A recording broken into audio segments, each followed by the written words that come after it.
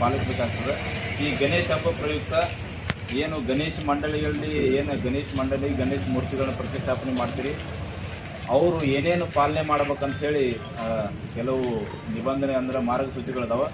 ಮೊದಲನೇದಾಗಿ ಯಾರು ಗಣೇಶ ಮಂಡಳಿಯವರು ಇರ್ತೀರಿ ಅವರು ಕಡ್ಡಾಯವಾಗಿ ಮೊದಲ ಪೊಲೀಸ್ ಇಲಾಖೆ, ಹೆಸ್ಕಾಂ ಮತ್ತು ಇಲ್ಲಿ ಈ ಟೌನ್ ಒಳಗಾದ್ರೆ ಮುನ್ಸಿಪಾಲ್ಟಿ ಮತ್ತು ಹಳ್ಳಿ ಒಳಗಾದ್ರೆ ನಮ್ಮ ಏನು ಗ್ರಾಮ ಪಂಚಾಯತ್ ಇರ್ತಾವೆ ಅವ್ರ ಕಡೆ ಅನುಮತಿ ಪಡ್ಕೊಳ್ಬೇಕಾಗ್ತದೆ. ಪರ್ಮಿಷನ್ ತಗೊಳ್ಳುವಾಗ ಯಾರು ಗಣಪತಿ ಇಡ್ತೀರಿ ಅದರ ಆಯೋಜಕರು, ಅದರ ಸದಸ್ಯರ ಅಧ್ಯಕ್ಷರು, ಸದಸ್ಯರ ಹೆಸರು ಮತ್ತು ಯಾವತ್ತು ಯಾವ ರೂಟ್ ಒಳಗೆ ನೀವು ಏನು ಮೆರವಣಿಗೆ ಮಾಡ್ತೀರಿ ಮತ್ತು ಯಾವ ಜಾಗದಾಗ ವಿಸರ್ಜನೆ ಮಾಡ್ತೀರಿ ಮತ್ತು ಅಲ್ಲಿ ಏನಾದರೂ ನೀವು ಪ್ರೋಗ್ರಾಮ್ಗಳು ಕಾರ್ಯಕ್ರಮಗಳು ಹಮ್ಮಿಕೊಡ್ತೀರಿ ಅಂತಂದ್ರೆ ಅದರ ಬಗ್ಗೆ ಎಲ್ಲನೂ ನಾವು ಅನುಮತಿ ತೊಗೊಳಕ್ಕೆ ಏನು ಬರ್ತಿರುತ್ತೆ ಅವಾಗ ಎಲ್ಲನೂ ನೀವು ಮಾಹಿತಿಯನ್ನು ನಮಗೆ ಕೊಡಬೇಕಾಗ್ತದೆ. ಎರಡನೇದು ನೀವು ನಾಡಿದ್ದು ಶನಿವಾರದಿಂದ ಬೆಳಗ್ಗೆಯಿಂದ single window system municipality start ಮಾಡ್ತಾರೆ. ಏನು ಶನಿವಾರದಿಂದ ಸಿಂಗಲ್ ವಿಂಡೋ ಸಿಸ್ಟಮ್ ಅಂತಂದ್ರೆ ಎಲ್ಲ ಇಲಾಖೆ ಪರ್ಮಿಷನನ್ನು ಒಂದೇ ಕಡೆ ಮುನ್ಸಿಪಾಲ್ಟಿ ಒಳಗೆ ಅದನ್ನು ಕೊಡ್ತದೆ. ಎಲ್ಲರೂ ಅಲ್ಲಿ ಬಂದು ಶನಿವಾರದಿಂದನೂ ನೀವು ಎಲ್ಲರೂ ಗಣೇಶ ಮಂಡಳಿಯವರಿಂದ ಪರ್ಮಿಷನ್ ತೊಗೊಳ್ಬೇಕು. ನೆಕ್ಸ್ಟ್ ಎರಡನೇದು DJ. ಈ ಸಲ ಎಲ್ಲರೂ ನ್ಯೂಸ್ ಪೇಪರ್ದಾಗ ನೋಡಿರ್ತೀರಿ, DJನ ಸರ್ಕಾರ ನಿಷೇಧ ಮಾಡೈತಿ. ಈದ್ ಮಿಲಾದ್ ಹಬ್ಬ ಆಗಿರ್ಬೋದು ಮತ್ತು ಗಣೇಶ ಹಬ್ಬ ಆಗಿರ್ಬೋದು, ಅದು ಮುಗಿಯೋ ತನಕ ಯಾವುದೇ DJ ಹಚ್ಚಬಾರ್ದಂತ ಸರ್ಕಾರದ ಆದೇಶ ಆಗೈತಿ. ಅದೇ ರೀತಿ ಯಾವುದೇ ಕಾರಣಕ್ಕೂ ಯಾರು DJನ ಅಡ್ವಾನ್ಸ್ ಆಗಿ ಏನಾರು ಕೊಟ್ಟು ಏನಾರು ನೀವು ಬುಕ್ ಅದು ಮಾಡ್ತೀರಂತಂದ್ರೆ ಅದನ್ನು ದಯವಿಟ್ಟು ಮಾಡಬೇಡ್ರಿ. ಯಾಕಂದ್ರೆ ಅಕಸ್ಮಾತ್ ನೀವು ಮಾಡಿದ್ರೆ ನಾಳೆ ನಾವು ಪರ್ಮಿಷನ್ ಕೊಡೋಂಗಿಲ್ಲ. ನಿಮಗೂ ಒಂದೊಂದು ಅಡ್ವಾನ್ಸ್ ಕೊಟ್ಟಿದ್ರೆ ಅದು ಲಾಸ್ ಆಗ್ತದೆ, ಒಳ್ಳೆ DJದವ್ರು ಕೊಡೋಂಗಿಲ್ಲ. ಸೊ ಅದಕ್ಕೆ ಯಾರು DJ ಬುಕ್ ಮಾಡಬೇಡ್ರಿ. DJಗೆ ಈ ಸರಿ ಅವಕಾಶ ಇಲ್ಲ. ಭಾಳ ಅಂತಂದ್ರೆ ಮೈಕ್ ಪರ್ಮಿಷನ್, ಓನ್ಲಿ ಮೈಕ್ ಏನು ಇವು ಬರ್ತಾವಲ್ಲ ಮೈಕ್, ಹಾಂ ಅವಕ್ಕೆ ಮಾತ್ರ ಪರ್ಮಿಷನ್ ಇದೆ. ಅದಕ್ಕೂ ಪರ್ಮಿಷನ್ ಬೇಕಾದ್ರೆ ನಮ್ಮ ಪೊಲೀಸ್ ಇಲಾಖೆಯಿಂದ ನೀವು ಪರ್ಮಿಷನ್ ತೊಗೊಳ್ಬೇಕು. ಎಲ್ಲಿಂದ ಎಲ್ಲಿ ತನಕ ಹಚ್ತೀರಿ. ಮೆರವಣಿಗೆ ಇತ್ತಂತಂದ್ರೆ ಮೆರವಣಿಗೆ ಮಾಡೋದನ್ನ ವೆಹಿಕಲ್ದಾಗ ತೊಗೊಂಡು ಹೊಂಟಿದ್ರೆ ಅಂತಂದ್ರೆ ಆ ವೆಹಿಕಲ್ದೆಲ್ಲ ಡಾಕ್ಯುಮೆಂಟ್ಸ್ ಕ್ಲಿಯರ್ ಇರಬೇಕು. ಅದನ್ನು ಹೊಡಿಯೋಂಥ ಡ್ರೈವರ್ದು ಲೈಸೆನ್ಸ್ ಇರಬೇಕು. ಮತ್ತು ಯಾವತ್ತು ಹಚ್ತೀರಿ ಮತ್ತು ಇನ್ನೇನಾರು ತಮ್ಮ ಪೆಂಡಾಲ್ ಒಳಗೆ ಏನಾರು ಮೈಕ್ ಹಚ್ತಿದ್ರೆ ಎಲ್ಲಿಂದ ಎಲ್ಲಿ ತನಕ ತಾವು ಅದನ್ನು ಮೈಕನ್ನು ಬಳಕೆ ಮಾಡ್ತೀರಿ ಅನ್ನೋದು ನಮ್ಮ ಇದರಿಂದ ಪೊಲೀಸ್ ಇಲಾಖೆಯಿಂದ ಪರ್ಮಿಷನ್ ತಗೋಬೇಕು. ನಂತರ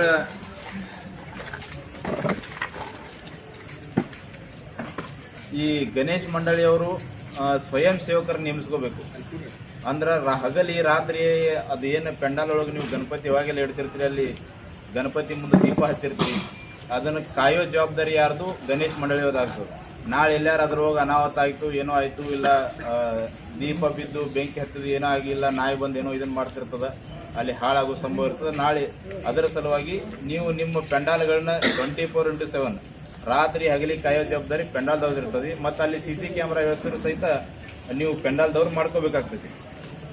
ಇನ್ನು ಮೆರವಣಿಗೆ ಕಾಲಕ್ಕೆ ಅಥವಾ ವಿಸರ್ಜನೆ ಕಾಲಕ್ಕೆ ಯಾವುದೇ ಸರ್ಕಾರಿ ಏನು ಸ್ವತ್ತು ಇರ್ತದೆ ಅದಕ್ಕೆ ಹಾಳಾಗಲ್ದಂಗೆ ನೀವು ಮಾಡ್ಕೊಳ್ಬೇಕಾಗ್ತದೆ. ಪಟಾಕಿ ಗಿಟಾಕಿ ಅಲ್ಲಿ ಹಾಕೋದು ಮಾಡೋದಾಗಲಿ ಅಂಥದ್ದೆಲ್ಲ ಮಾಡೋದನ್ನು ಮಾಡದೇ ಇರೋ ತನಕ ಮಾಡದೆ ಸರ್ಕಾರಿ ಏನು ಸ್ವತ್ತಿಗೆ ಹಾನಿ ಆಗದಂಗೆ ನೀವು ನೋಡ್ಕೊಳ್ಬೇಕಿರ್ತದೆ. ಮತ್ತು ಏನು ವಿಸರ್ಜನೆ ಮಾಡ್ತಿರ್ತೀರಲ್ಲ, ವಿಸರ್ಜನೆ ಮಾಡೋ ಜಾಗದೊಳಗಾಯ್ತು ನಿಮ್ಮಲ್ಲಿ ಪೆಂಡಾಲ್ ಜಾಗದೊಳಗೆ ಸರಿಯಾದ ಬೆಳಕಿನ ವ್ಯವಸ್ಥೆಯನ್ನು ನೀವು ಮಾಡ್ಕೊಳ್ಬೇಕು. ಏನು ಮೆರವಣಿಗೆ ಮಾಡೋ ಟೈಮಿಗೆ ಸಾಗಾಟ ಮಾಡ್ತಿರ್ತೀರಿ, ಆ ಟೈಮ್ ಒಳಗೆ ನೀವು ಹೋಗುವಂಥ ಜಾಗದ ಉದ್ದ ಮತ್ತು ಅಗಲ ಏನಿರ್ತದೆ ಸರಿಯಾಗಿ ನೋಡಿಕೊಂಡು, ಮತ್ತು ಎತ್ತರಕ್ಕೆ ಏನಾರ ಕೇಬಲ್ ವೈರ್ಗಳು ಇರ್ತಾವೆ ಅವನ್ನೆಲ್ಲ ನೋಡ್ಕೊಂಡು ನೀವು ಮೆರವಣಿಗೆ ರೆಡಿ ಮಾಡ್ಕೊಳ್ಬೇಕು. ಈಗೇನು ಅಗಲಾಗಿ ತೊಗೊಂಡು ಹೋಗ್ತಿರ್ತೀರಿ, ಅದು ಕಂಜೆಸ್ಟೆಡ್ ರೋಡ್ ಇರ್ತದೆ, ಅಲ್ಲಿ ಹೋದಾಗ ನಡು ಸಿಕ್ಕಾಕೊಂಡು ಏನೋ ಆಗ್ಬಾರ್ದು. ಇಲ್ಲ ಮೂರ್ತಿ ದೊಡ್ಡ ತಂದಿರ್ತೀರಿ, ಅವಾಗ ಏನಾರು ಮೇಲ್ಗಡೆ ಹತ್ತಿ ವೈರಕ್ಕದು ಹತ್ತಿ ಏನೋ ಅನಾಹುತ ಆಗುವಂಥದ್ದು ಇರ್ತದೆ.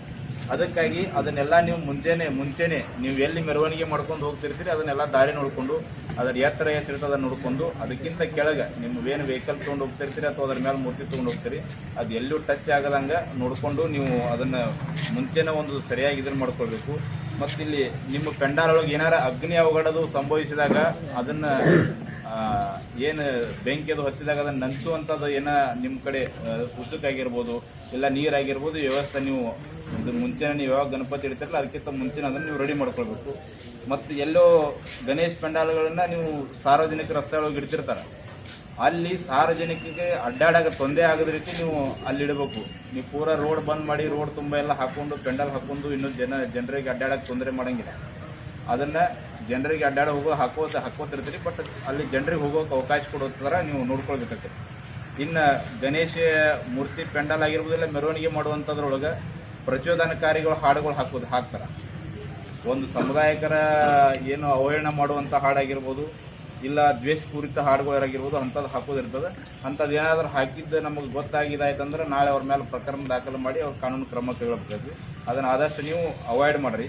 ಮತ್ತು ಇನ್ನು ದ್ವೇಷಪೂರಿತ ಪೋಸ್ಟರ್ಗಳು ಹಾಕೋದು, ಇನ್ನೊಂದೇನೋ ಸಮುದಾಯಕ್ಕೆ ಇದಾಗುವಂಥ ಪೋಸ್ಟರ್ಗಳು, ಒಂದು ನೀವು ಪೋಸ್ಟರ್ ಹಾಕ್ತೀರಿ ಅದೊಂದು, ಪ್ಲಸ್ ಅದರ ಜೊತೆಗೆ ಸೋಷಿಯಲ್ ಮೀಡಿಯಾದಾಗೂ ಪೋಸ್ಟರ್ದು ಹಾಕೋದು ಅದನ್ನೆಲ್ಲ ಆಗ್ತಿರ್ತದೆ.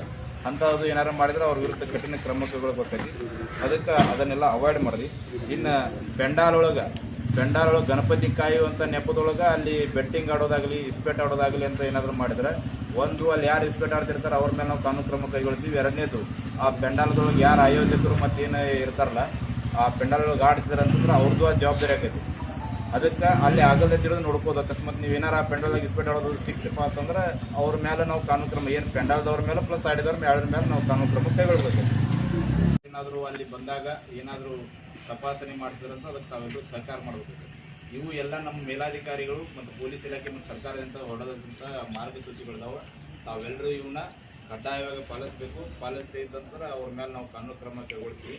ಇದಕ್ಕೆ ಅವಕಾಶ ಕೊಡ್ದಂಗೆ ಈ ಹಬ್ಬನ ಏನು ಸರ್ಕಾರ ಹೊರಡಿಸಿರುವಂಥ ಮಾರ್ಗಸೂಚಿಗಳ ಅನುಗುಣವಾಗಿ ನೀವು ಎಲ್ಲರೂ ಒಂದು ವಿಜೃಂಭಣೆಯಿಂದ ಆಚರಿಸೋಣ ಅಂತ ಹೇಳ್ತಾ ಇನ್ನು ನಾನು 2 ಮಾತು ಮುಗಿಸ್ತೀನಿ. ಈ ಹಬ್ಬದ ಉದ್ದೇಶವಾಗಿ ಯಾರಾದರೂ ಮಾತಾಡ್ತಿದ್ರೆ ತಾವು ಒಬ್ಬೊಬ್ಬರಾಗಿ ಅದರ ಬಗ್ಗೆ ತಮ್ಮ ಸಲಹೆ ಸೂಚನೆಗಳನ್ನ ಹೇಳ್ಬೇಕಂತ ಕೇಳ್ತೀನಿ. ಒಂದೆಲ್ಲ ಪೊಲೀಸ್ ಇದ್ದಾರೆ, ರೆವಿನ್ಯೂ ಇದ್ದಾರೆ, ಮುನ್ಸಿಪಾಲಿಟಿ ಇದ್ದಾರೆ, ಹೆಸ್ಕಾಮ್ದು ಏನಾದರೂ ತಮ್ಗೆ ಏನಾದರೂ ಈ ಇಲಾಖೆಯಿಂದ ಈ ಥರ ಕೆಲಸ ಆಗ್ಬೇಕು ಸರ್ ಅಂತ ದಯಮಾಡಿ ತಾವು ಹೇಳ್ಬೋದು. ಬನ್ನಿ, ಅವರು ಹೆಸ್ಕಾಮ್ದವರು ಬಂದಿದ್ದಾರೆ. ಯಾರಿಗಾದರೂ ಏನಾದರೂ ಈ ಥರ ಸಲಹೆ ಹೋದ ವರ್ಷ ಈ ಥರ ಆಗಿತ್ತು, ಈಗ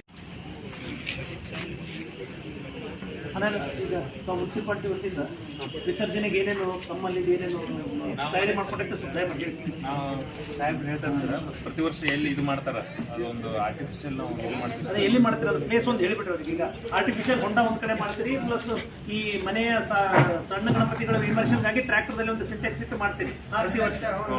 ಏನು ವ್ಯವಸ್ಥೆ ಮಾಡ್ತೀರಿ?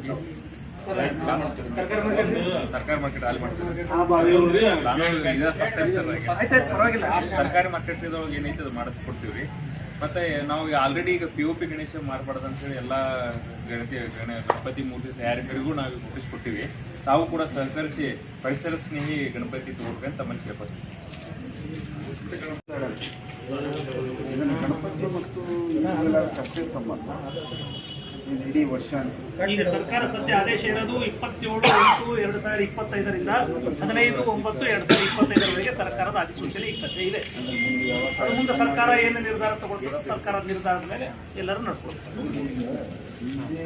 ಉಪಯೋಗಿಸಿ ಎರಡು ನಮ್ಮ ವಾದ್ಯಗಳು ಎಲ್ಲನೂ ಇದ್ದಾವೆ, ಅದನ್ನ ಏನು ಮಾಡ್ಕೊಳ್ಳಿಕ್ಕೆ ಮುಕ್ತ ಅವಕಾಶ ಇದೆ. ಆಮೇಲೆ ಅದಕ್ಕಿಂತ ಡಿಜೆ ನಾವು ಪರ್ಮಿಷನ್ ಕೊಡ್ಲಿಕ್ಕೆ ಅನಿಸ್ತದೆ. ನಮ್ಮ ಫ್ಯಾಕ್ಟ್ರಿನಾಗ ದೊಡ್ಡ ಕಾಂಪೌಂಡ್ ಅದನ್ನ ಹಚ್ಚಕ್ಕೆ ಬೇಕು.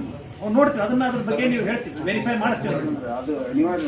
ಅವನು ಅಲ್ಲ, ಅವ್ರ ಟ್ರ್ಯಾಕ್ಟರ್ ಅವು ಒಂದು ಡಿಜೆಗಳು ಆಗ್ಬಾರ್ದು ಅಷ್ಟೇ. ಅಂದ್ರೆ ಈ ಸೌಂಡ್ ಬಾಕ್ಸ್ ಈಗ ನಮ್ಮ ಹೊಲದೊಳಗೆ ನೋಡಿದ್ದೀವಿ, ಇವ್ರು ಇದನ್ನ ಮಾಡ್ತಾರ ಅವನಾರ ಹಚ್ಕೊಂಡು ಅದ್ರ ಬಗ್ಗೆ ನಾವು ಜನಪದ ಕಲೆಗಳು ಈ ಒಂದೇದು ನಶಿಸಿದೆ.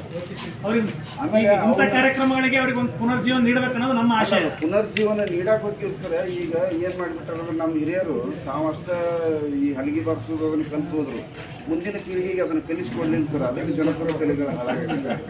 ಮತ್ತೆ ಆ ಉದ್ದೇಶಕ್ಕೆ ಆಮೇಲೆ ಇನ್ನೊಂದು ಈ ಊರಾಗ 62-63 ಗಣಪತಿಗಳನ್ನ ಮತ್ತು ಅಷ್ಟು ಜನಪದ ಕಲೆಗಳನ್ನು ಹುಡುಕುವುದಂತೂ ನಮ್ಮಿಂದ ಸಾಧ್ಯ ಆಗುವುದು. ಆ ಉದ್ದೇಶಕ್ಕಾಗಿ ಫ್ಯಾಕ್ಟ್ರಿಯೊಳಗೆ ನಮ್ಮಿರುವಂಥ ಸೌಂಡ್ ಬಾಕ್ಸ್ಗಳನ್ನ ಹಚ್ಚಾಕಂತೂ ಬಿಡ್ರಿ. ಉಳಿದಿದ್ದ ಡೊಳ್ಳು ಒಯ್ತಾರ, ಕರಡಿ ಮೊದಲು ಒಯ್ತಾರ, ಉಳಿದವರು ಭಜಂತ್ರಲ್ಲಿ ಎಷ್ಟು ಬೆಳೆಸ್ಬೇಕು ಅಷ್ಟು ಎಲ್ಲ ಉಪಯೋಗಿಸುವಂಥ ನಮಗೆ ಏನೋ ತೊಂದರೆ ಆಗಲಾರ್ದಂಗೆ ಪೊಲೀಸ್ ಇಲಾಖೆಗೆ ಮತ್ತು ನಾವು ಇಲ್ಲಿ ನಮ್ಮ ಊರೊಳಗಂತೂ ಜಾಸ್ತಿ ಯಾವ ಹಿಂದೂ ಅಂತಿಲ್ಲ, ಮುಸ್ಲಿಂ ಅಂತಿಲ್ಲ. ಯಾಕಂದ್ರೆ ಅವ್ರ ಹಬ್ಬ ನಾವು ಮಾಡ್ತೀವಿ, ಅವ್ರ ಹಬ್ಬ ಅವ್ರು ಮಾಡ್ತೀವಿ.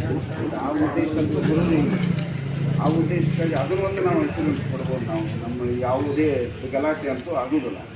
ಇನ್ನು ಮುನ್ನೆಚ್ಚರಿಕೆ ಕ್ರಮವಾಗಿ ನಾವು ಉಸುಗು ಮತ್ತು ನೀರನ್ನು ಪೆಂಡಾಲ್ ಹಾಕಿದಾಗ ನಾವು ಜಾಗೃತಿಯನ್ನು ವಹಿಸಬೇಕಾಗಿದ್ದು ನಮ್ಮ ಕಮಿಟಿಯವರ ಕರ್ತವ್ಯ. ಶ್ರೀಮಂತ ಗಣಪತಿ ಪೆಂಡಲ್ದವರು ಒಂದು ಎಕ್ಸ್ಟಿಂಗ್ವಿಷರ್ ತಂದೆ